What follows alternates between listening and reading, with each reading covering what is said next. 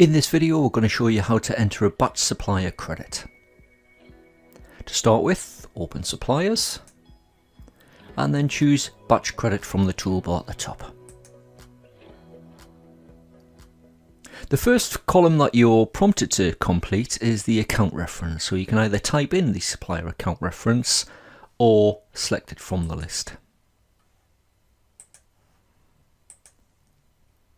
You have an option to attach a document.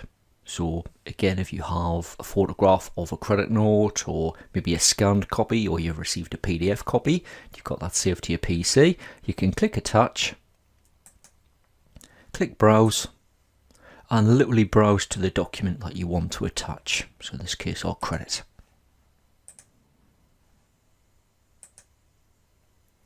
Next, you enter the date. It will pick up your program date, however this can be changed. Your due date will just calculate automatically. We then get an option to enter a credit number. Also, you can enter an extra reference. You can specify the nominal code.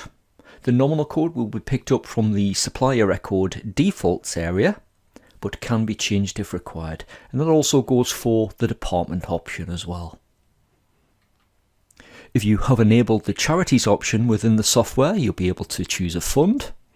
And also if you use the projects option, you'll be able to choose a project reference and also enter a cost code. We'll leave the fund and project options blank.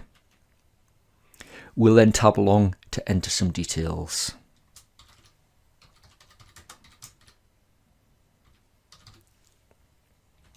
We're then prompted to enter the net value. So we'll just type £20 in this case.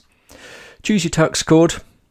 Again, it will pick up that default from the supplier record, but again, it can be changed if required. We'll just leave our set to T1, which is the standard rate of VAT within CH50 Cloud. And then, as you'll see, the VAT calculates automatically. Now, if we had a number of batch credits to enter, we could just tab down to the next line and continue entering other credit notes. However, in this instance, we're just going to click Save. And then we click Close. And that's it done. You've entered your batch supplier credit.